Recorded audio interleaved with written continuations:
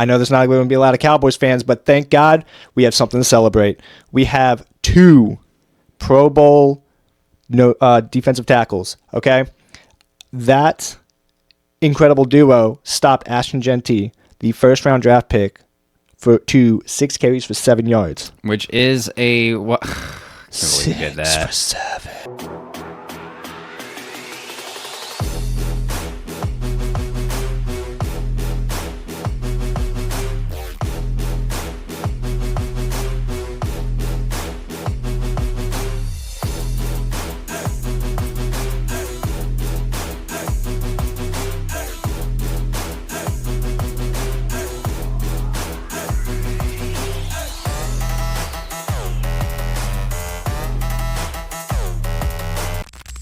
What's up, y'all, and welcome to Second and 15, a Philadelphia Eagles fan podcast powered by Olde City Sports Network, the best network for all your Philadelphia sports needs. This is your host, Michael Roscoe, and it is Cowboys Hate Week once again as we go down to Arlington with our Kelly Green jerseys, mind you that. And this time I wanted to change things up a little bit. So with me today is one of my good friends. He was one of my wedding groomsmen. Has been one of my good friends for the past 10 years. We've gone through the best of times, the worst of times, tons of football, and even more of late night orders of McDonald's. Oh, yeah. We definitely ordered a lot of McDonald's and forgot to eat some of it until the morning after. I especially remember that shake that I just had in the morning after. Oh, yeah. Good times, good times. So good. So that shake was good. So with us today is one of my good friends and representing a fan of the Dallas Cowboys this week, Kyle Chambers. Kyle, welcome to the show. Thanks for having me, man. It's been a pleasure. Yeah, I'll just say why I'm a Cowboys fan. My family is from Austin, Texas. My mom's side is from Minnesota. My dad's side is from Texas. So I had the opportunity to choose between the Minnesota Vikings or the Dallas Cowboys. And you chose Dallas. And, I mean, there was no right choice. As a 30-year Cowboys fan now, there was no right choice. Yeah, that's fair. That's fair. All right. Kyle, I think you also wanted to take this time to say something regarding your team and something that's been going on in the news a lot lately and more of a serious moment that we would like to draw attention to. Yeah, so last Monday, not the game Monday, but last week, Marshawn Kneeland unfortunately lost his life due to suicide, and that I want to kind of bring attention to that at this point, and that if anyone out there or you know anyone that is struggling, that there are people ready to talk, qualified people on the suicide hotline. Please use this hotline, 988, to let anyone know that there are people out there that can help them. Very important message. Definitely hard in this game with how much it can impact one's mental health, despite the positives that people see or think of when they think of NFL players. They think what could possibly be wrong in their life. Mental health impacts everybody. Mm-hmm. So please, if you know something is not going right with somebody, say something, talk to them, refer them to that hotline that Kyle just mentioned. It is a great resource to help individuals in need. Before we dive in, I want to mention the sponsor of this week's episode, and that is SeatGeek. Download the app or use your computer to go on SeatGeek.com. Use our code Olde City Sports Network, all one word, for $20 off your first purchase. Whether it be NFL games, college basketball, NBA, or anything in between, use SeatGeek.com or the app today with our promo code to get $20 off your first purchase. It's going to help out with fees. It'll help make those costs go down a little bit because sports tickets are really expensive nowadays, but SeatGeek helps you find your best options at the best available price. Download SeatGeek today. All right, y'all, we're going to recap both of the wins with the Eagles and the Cowboys game, starting off with the Eagles. So the Birds would get a 16-9 win at the Link against Jared Goff and the Lions, forcing the quarterback to have his worst statistical game of his entire career. Eagles quarterback Jalen Hurts would go 14 for 28 for 135 passing yards, 0 interceptions, 0 touchdowns through the air, but 1 on the ground. And we had A.J. Brown, who's been wanting his targets, got 7 catches for 49 yards. The running back duo of Saquon Barkley and Tank Bigsby didn't have a bad night, combining for 30 carries for 117 yards. But on the opposite side of the ball, the defense just absolutely fucking manhandled the Detroit offense. As a whole, the defense accumulated 52 total tackles, 2 sacks, 3 tackles for loss, 10 pass deflections, 7 quarterback hits, and 1 interception. Then pass deflections, though, pure gold, 5 of them coming from 2 defensive tackles alone. But yeah, absolutely dominant game by this Eagles defense. Offense, definitely going to have some work to do. We're going to talk about that. But let's go ahead and have Kyle recap that Dallas win. Yeah, so Dallas had a great win. I mean, against a bottom feeder team, but I'll take what I can get. I mean, some of my takeaways that I have here are Roscoe, we finally ran the damn ball. All right? Javonte Williams running 22 times for 93 yards. Incredible, especially for my fantasy team. The Twins in Vegas, CeeDee and Pickens. Okay, they might have had a little bit too much fun the night before, maybe missed curfew. Yeah, that's why they sat out that first drive. So that is why they sat out the first drive, is that they missed curfew, is what people have been saying, and that they sat out the first drive. The first drive wasn't the game, thank God. But, Shoddy came in, disciplined them, but then you saw in the game when they had their first drive, so Dallas' second drive, Shoddy came over and just started celebrating with them. I thought that was great leadership by Shoddy, the first-year head coach. So great things to see from him. And then a couple other things was we finished drives. Okay? We finally finished drives. Too many times the Cowboys have gotten into field goal range, which is basically the 50 at this point. But we've stalled out. We've had to settle for field goals. We've had to go for it on fourth downs. But finally today, or Monday, we got into the end zone, thank God. Yeah, that's something your offense had been struggling with throughout the entire season, for the most part. For the most part, yeah. And we have one of the best offenses in the NFL. So to see them struggle with our defense, it was a recipe for disaster. And lastly, okay, speaking of this defense, I know there's not going to be a lot of Cowboys fans, but thank God we have something to celebrate. We have 2 Pro Bowl defensive tackles, okay? That incredible duo stopped Ashton Genty, the first-round draft pick, to 6 carries for 7 yards. Which is a... What? 6 for 7. So, and that's saying something, because Ashton Genty, I think he had a little bit of a slow start earlier in the season, but then he started to really pick things up. He gets obviously way more than 7 yards a carry per game, and the fact that the Cowboys defense was able to hold him to under 10 yards, that is pretty impressive to say. You got a lot of good guys on that front line now. My takeaways for this Eagles win, though, is, I've been talking shit about Adoree Jackson for a lot, but I think he deserves his flowers this game. I've harped on him a lot for legitimate reasons, but in this one, he was actually not a liability for once. Now, he got beat out by Jameson Williams for a 40-yard touchdown, but to be fair, Jameson Williams is fast as fuck. I think the most veteran receiver is going to have a hard time, especially if there's any separation, whether that be 2 yards, 5 yards. If there's any separation between Jameson Williams and a defender, 90% of the time he's going to beat out and get those yards. I think Jameson Williams is probably the fastest guy in the NFL. He might be, fastest, starting player. I think there's been a couple players who, besides Xavier Worthy, by 40-yard dash standards.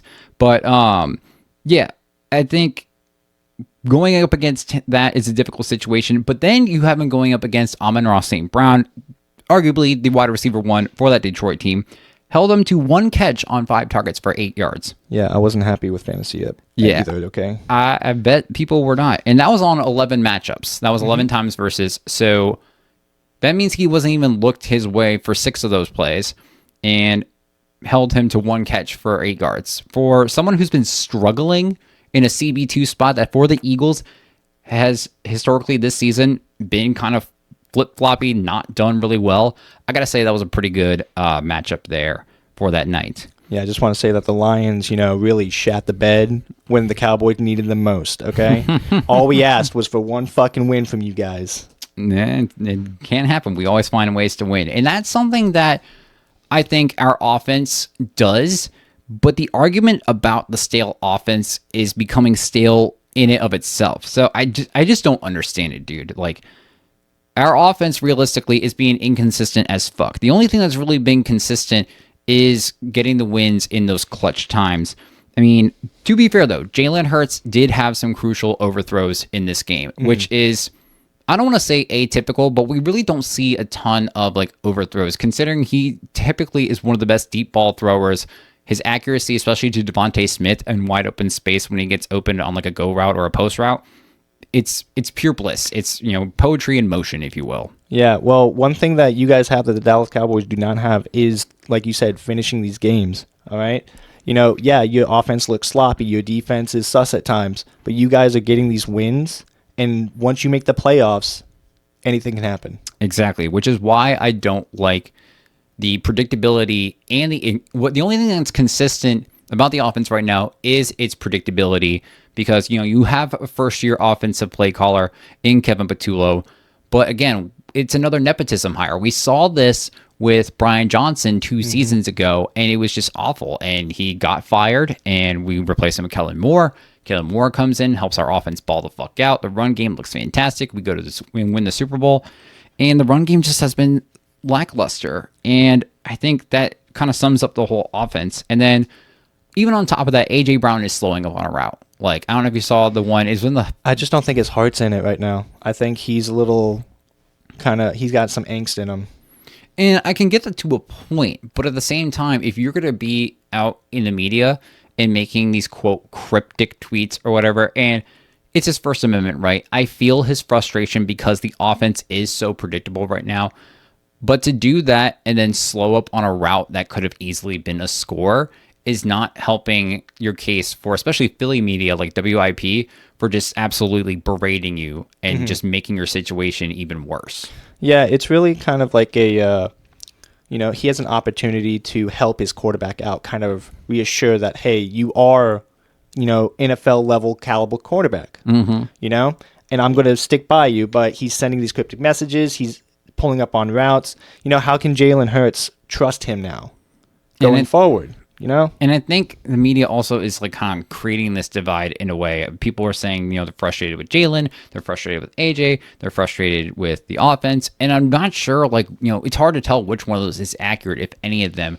From a fan perspective, we're all pretty fucking sick and tired of this offense. And here's the thing. I'm having a great time with that offense. There's just, levels of inconsistency, but there's also just the pure inability for him to adjust. So, okay, example, you see Tank Bigsby, our running back 2, getting breaks on the outside. He had 4 carries for he was averaging 8.5 yards a carry in this past game, while Saquon was averaging under 3. Any rational person would think, hey, why don't we run our best running back, Saquon Barkley, our running back 1, on the same routes that we're having Tank Bigsby do, who is seeing success? So I can actually say something to that. That's kind of like the Zeke Pollard formula. So when Zeke was at his best and Pollard was his backup, Zeke was that heavy up the middle kind of guy that would just pound the shit out of the defensive tackles and stuff, while Pollard was that change of pace back. And it really switched up on the defense. And so he would hit those outside runs for 10, 20 yards. And so I think you're seeing that with the Eagles, because you have to do your due diligence with the run game where you're just pounding the shit out of these guys, all right? And then, maybe Tank Bigsby is a little bit faster than he's Saquon. Fast. Yeah, he's fast. So I think you take these guys just getting destroyed up the middle, maybe for 2-3 yards, but then you get that outside run where he's super fast and they're not ready for it, and it's just a change up. The problem is, though, with that, and I can understand that to a degree. I definitely do. You're tiring them out, and that's good if you're able to get them into 3rd and 1 or even 4th and 1 situations. Our problem is that we're trying that on these 3rd and long or 4th and long situations, and that is just not sustainable. Kevin Patullo has to have the ability to make things creative. Like here, I'll give you another example. You have a play in the first quarter. It's 3rd and 1. You have Saquon lined up in the backfield, but off to the side, almost like lined up like a fullback in like a triangle motion kind of way. And then you had Devontae Smith run in motion behind. You could have pitched it to Smith and Saquon gets the block for the first down because he only needed 1 yard. Yeah. You could have lined up Cameron Latu as the fullback, who's been acting as our fullback since Ben Van Sumeren landed on IR for the rest of the year. Have him lead with the block, who has been doing good with that. And then you get Saquon that 1 yard. You could have faked the handoff to Barkley and thrown a screen to Devontae Smith to throw things off. You fake the handoff up the middle, do a jet sweep out to Devontae Smith. And I guarantee you that any of those plays would get that 1 fucking yard, because it was 3rd and 1. We only needed 1 fucking yard, and they didn't get it because what do they do again and again and again? Handoff, run up the middle for Saquon. Yep. It is so predictable that you got like guys like Chad Ochocinco calling out these plays and being accurate about them before they even happen in real time. I mean, when it's not the tush push and it's a 3rd and 1, 4th and 1, you know it's going to Saquon. And that's the problem, though, is that defenses know that. And Kevin Patullo has to understand that you've got to change things up. We were talking about this before we started recording, have that fake tush push pitched off to Dallas Goedert that has worked and gotten him 2 or 3 touchdowns. You could fake a pitch off to somebody, come and bring them out in motion, swing it out the opposite way. There's so many options that you can do besides just trying to repetitively hammer Saquon Barkley up the middle, not only wearing him down, but wearing down the offensive line, who is just putting all this effort to go nowhere. It's not good for the collective offense. Yeah, and it's kind of a momentum shift when you get a defense stopping them on 3rd and 1, 4th and 1. That's a huge momentum shift in the game that could really swing it. Exactly. I do want to shift gears from the offense, because I think for both of us, our defenses fucking nailed it in these games. I mean, that was the most fun I've had watching a defense. Yeah, tell me this season. Tell me your thoughts on this Dallas defense. So this Dallas defense, I'm in love with the additions that we made before the trade deadline, with Logan Wilson coming in, kind of giving Kenneth Murray some competition. I think healthy competition is good in these positions. I don't know if Kenneth Murray was just kind of complacent, thinking, oh, no one's going to take my job. But Logan Wilson comes in and he starts to perform. He's making tackles. He's doing well in pass coverage. Kenneth Murray had to start performing or he's going to lose his job. He's on Dallas now as kind of like, this is my last shot before, do I get another contract or am I going to go hopping around the NFL before I fizzle out? So he's got to start making these plays. And you know what we saw? We saw a tip passed into an interception from Kenneth Murray. All right. So I'm excited about these linebackers. Demarion Overshown came back for the first time this year since last year's gruesome knee injury. All right. And so he's now back. And the longer the season goes and the healthier he gets, the better this defense is going to be in the middle of the field. All right. And then we also got extremely lucky and extremely strong in the middle of the defense with Quinnen Williams. I don't think I've seen a debut for a player like this in a while, where he was doing jack shit on the Jets. To be fair, a lot of players were doing jack shit on the Jets. It's the fucking Jets. It's the goddamn Jets. So he did jack shit on the Jets. He had 1 sack all year, I believe, if I'm not mistaken. And he was coming in with 8 sacks, something like that beforehand. I don't remember. Yeah, no, last year he had a great year with sacks. Can't remember the exact statistics, but it was up there. I mean, you don't see a whole lot of defensive tackles getting sacks like that. Yeah, you're usually seeing those come off the edge. Yeah, like Micah Parsons. But we were talking. Packers. Yeah, thank you, Packers. But what we were talking about this earlier about the trade as well. I think there's no winner. Okay, all Dallas fans. I miss Micah, of course. But then you get guys like Kenny Clark, Quinnen Williams from this pick, and then we still have an extra first round pick. So it's kind of like, it sucks, but we have now bolstered our defense for this year, and now we have draft capital coming up. And Logan Wilson to me is a little interesting because they got him for a late round draft pick or something like that. Yeah, like a 6th round, I think. And he was struggling with Cincinnati, but then again, similar situation. Cincinnati as a whole has been struggling, and people were kind of wondering oh, is this going to be really an impact? And he comes in his first game and does pretty well. And that, reminds me of Jalen Phillips. Jalen Phillips, very injury prone. He had torn Achilles, a torn ACL, back-to-back seasons, and he's not having the best year with Miami. 2 games, he's already got, I think, 2.5 sacks, 3 sacks, something like that. Yeah. Playing, and sharing snaps with Jalix Hunt, Brandon Graham, Nolan Smith. And doing that, you're getting about half the defensive drives worth of snaps, and doing all that, and you're still getting that. And you've made a noticeable impact to where our defense just absolutely dominates a strong Detroit offense with not a ton of injuries. I know their defense had a ton of injuries. Their offense had a couple injuries on the line, but then again, so did we. So it kind of balances out. And just think, the addition of Jalen Phillips was a fucking steal. We needed that edge rusher. We were kind of in a situation like you guys where you had Micah Parsons leave, and then we have, Zadarius Smith come in, but then he decides to call it quits in the middle of the fucking season. That was wild. And then, same thing with the corner. We get Jair Alexander. Then he decides 5 days in he wants to leave. But I talked about that in a previous episode. I have an understanding of that when you're trying to get your mind and your body right. I get that. I respect that. I just, it's frustrating when it happens to you like 2 or 3 times in a fucking season. Yeah. And I think with Jalen Phillips as well, it's kind of like Logan Wilson where, he just got traded to a new team that can really ignite a player. Be like, this is a fresh start. You're having a shit year on Miami. We saw it with Quinn Williams. Exactly. Quinn Williams gets a sack and a half. I think it was 5 QB hits or something like that. Yeah. He was a very impactful player in his debut game for the Cowboys. I mean, let me become realistic here. It was the Raiders. But let me become delusional. Them boys be back. Wouldn't be a Cowboys fan if we didn't have just a smidge of delusionalism. Straight. What I do want to talk about the defense also is that, I briefly touched on it with the Dory Jackson.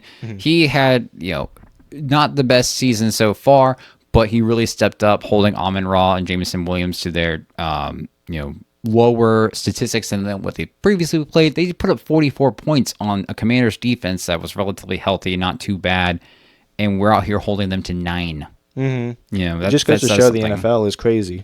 The NFL is just crazy like that. Yeah, you got the fucking Colts leading the AFC. I didn't think that would ever happen in this past decade or so. Yo, Indiana Jones is legit. Stop fumbling the ball because I'm benching you on fantasy. Right. That's anyway.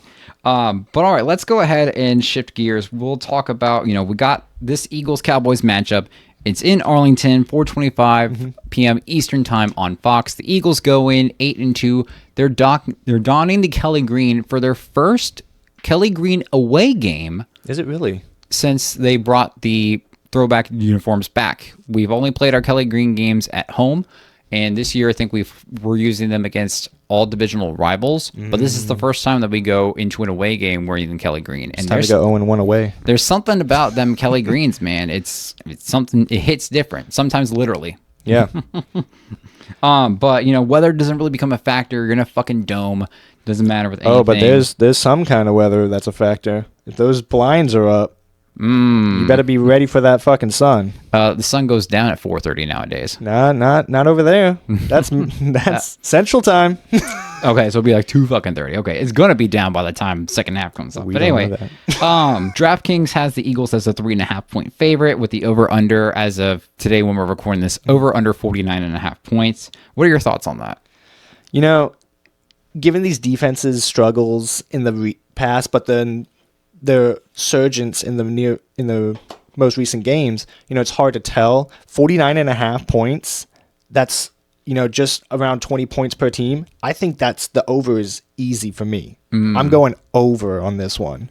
I think both teams are going to have a great offensive day, indoor facility, so no weather impacts. It's going to be a nice, cool, probably 70 degrees in Dallas that day. I don't know. But I don't think there's going to be a whole lot of weather. I think both offenses will come out firing. I mean, what they score in the first... It was 24-20 the first week, right? Yeah. Yeah. So, opening week in the NFL, 24-20 at home. Yeah, just one more touchdown. CeeDee Lamb had a lot of drops in that game. Yeah, and that impacted the game. Like, you guys could have easily started out 0-1 and us 1-0. Yeah, but we also had, our questionable cornerback 2 situation going on. Yeah. We weren't really sure what the hell. We still have no idea. It's week 12. We still have no idea what the hell is really going on with that CB2 spot. You also had a spitter on the team. Yeah. I was going to say something, but I ain't going to say it. It's not appropriate. Anyway, all right, let's talk about some concerns and some weaknesses going into this game. Starting off with, what are your concerns for Dallas coming in? And what are your concerns with Dallas playing us this week? Yeah, so my first concern here is that this is going to be the real test for our defense. Was this last game a fluke? Are we actually good? We will finally find out against, I would say your offense, you do have slumps from time to time, but you still are one of the better offenses in the NFL. So can Dallas perform like they kind of did in the opening day? We held you to 24 points. I thought that was decent. I think that's like now I think that's just like 3 points under what we're averaging, or it's at about average. So, but prior to that, for a little while, it was lower than what we were. Yeah. So my question is, can we hold you to 24 points again, or even less? You know, we held the Raiders to 16 points, I believe. Can we hold you to around that amount of points? And that's always hard with, you know, the first defensive performance coming off of gaining a ton of guys in and a bye. And from one, the bye, and two, gaining a couple new additions from the trade deadline. So again, yeah, you face the Raiders, who are one of the worst teams in the NFL right now. Great performance, but does it hold up against a stronger team? Like a playoff bound team. Exactly. So that's my first real question. My other question is stopping the run, and this is including Jalen Hurts running the ball. I thought that just real quick. I thought that first game we held Saquon perfectly. I think he had like 60 yards maybe, something like that. Not great. It wasn't great considering he ran the ball a lot. But what killed us was Jalen running. I swear to God, every time we covered your receivers, he would scramble and gain 15 yards. And the problem is with that on our side is he hasn't been doing that over the past few weeks. I hope he stays that way.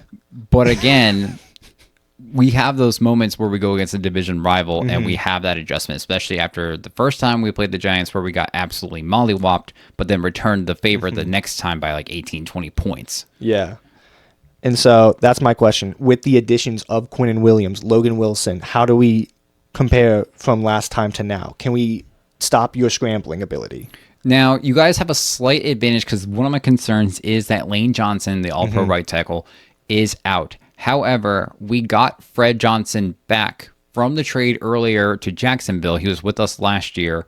He's a big dude. I think he's like, I went to the Eagles Autism Challenge one year. I got to meet him and stand and take a picture.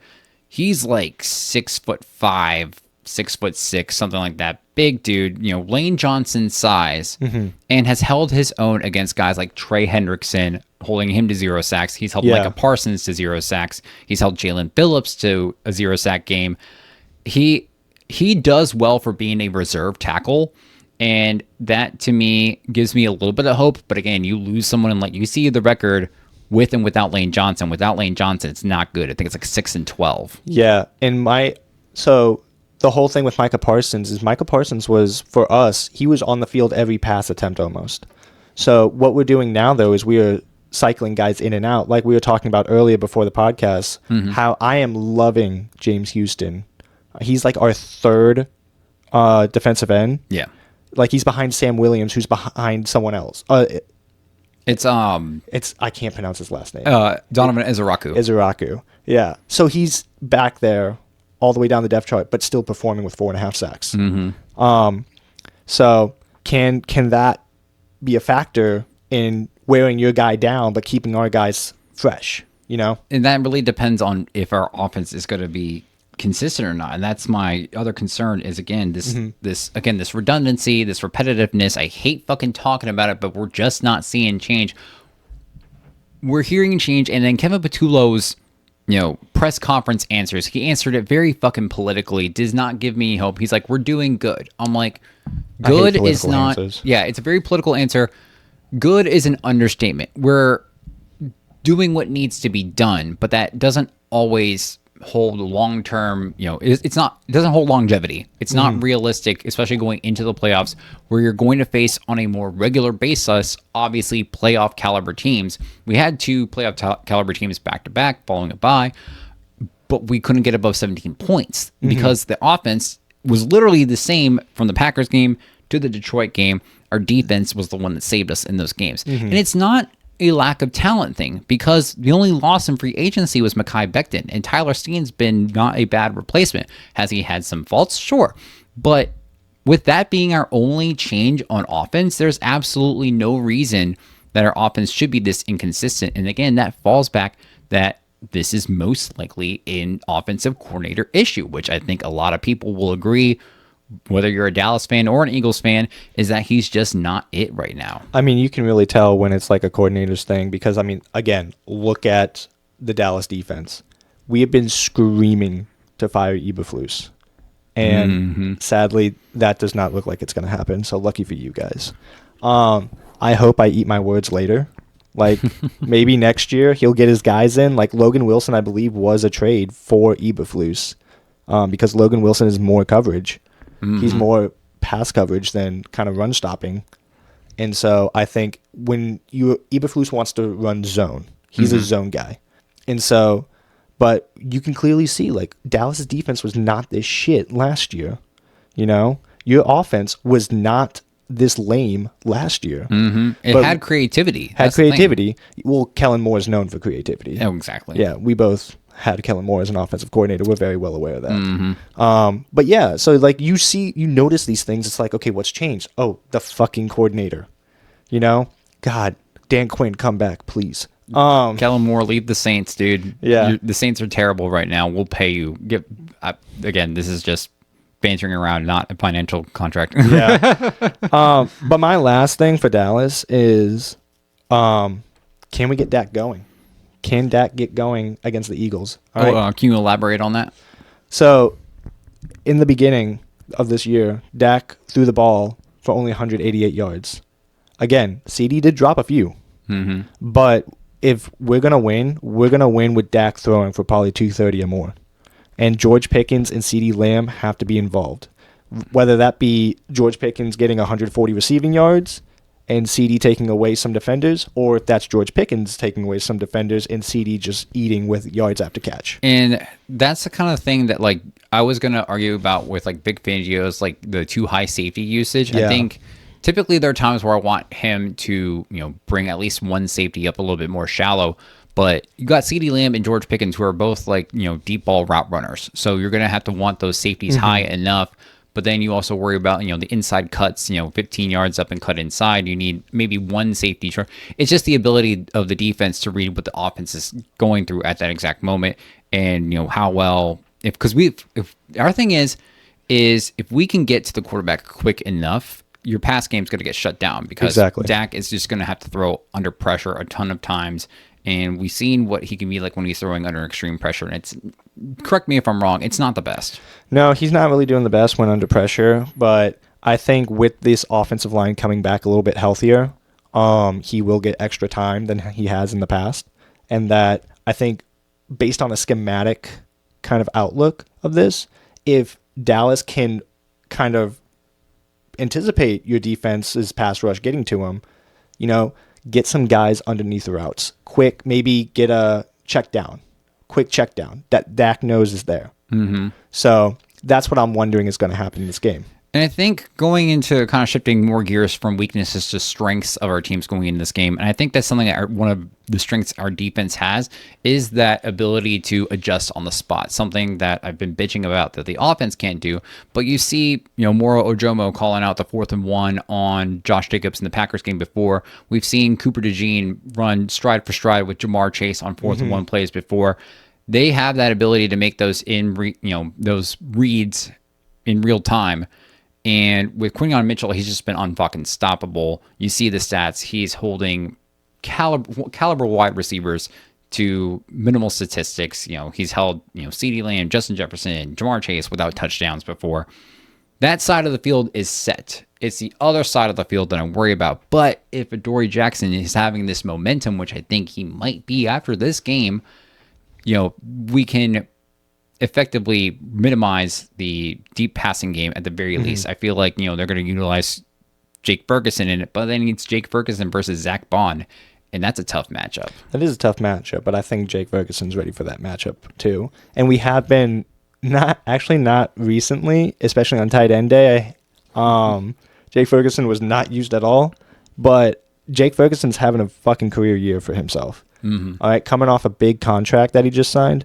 This is what he needed. He needed all these touchdowns this year. And I think that he's going to have a big game today or Sunday. And I think that's what we need to do with Dallas Goedert because he's got seven or 8 touchdowns on the year. Yeah. His ability to gain separation in the middle of the field has been really good. Now, you do have a different linebacker core situation going on out there, and you have Logan Wilson in coverage. but also that depends on what side they decide to have Dallas Goedert run on. He might do an inside cut to the outside. It really depends on how well they can scheme up his short routes. And that also depends on if we can get to you first. Mm-hmm. Our pass rush, we were talking about the Eagles' pass rush. Can my pass rush get to Jalen Hurts? Can we also contain him? Because the worst part about that first week was watching us contain him until the very end when he spins out and gets away. And it's like, well, we're fucked now. Mm-hmm. And that's one of our strengths is the ability to perform in clutch time and that under pressure time. Defense is where we struggle with letting up in the fourth quarter. But I think, the past couple games we've been really good at holding that because we've just been getting so much pressure to the quarterback. And I think that's something that our guys do a really good job of getting to. Now, Dak Prescott scrambles more than Jared Goff. Jared Goff is not a running quarterback. And I think that put the Eagles at such an advantage because we know he's not going to scramble. He's going to throw the ball, and he's going to throw the ball terribly.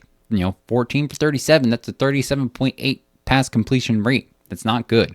Dak, on the other hand, is more of a scrambler. He's more mobile, but he's not as mobile as he used to be, of course. Yeah, but at the very least, that's going to be something that the Eagles are going to have to change up a little bit, is now that we know we're dealing with a mobile quarterback compared to Jared Goff, compared to Jordan Love. Jordan Love's got a little bit more mobility. Jared Goff has fucking none. Dak, I think, has a little bit more of that mobility, at least history and practice compared to Jordan Love. And that's going to be something that our defense is going to have to do really well of, reading in those real-time situations. But that's by getting to the quarterback quicker.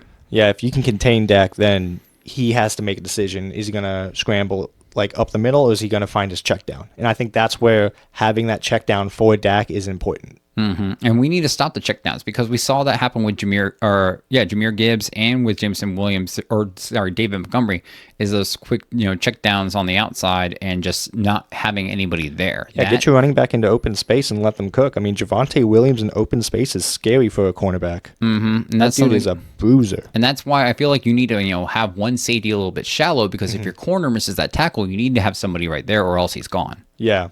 And just going off of strengths, I do believe, we talked about this earlier as well. This past game was the first game without Marshawn Kneeland here.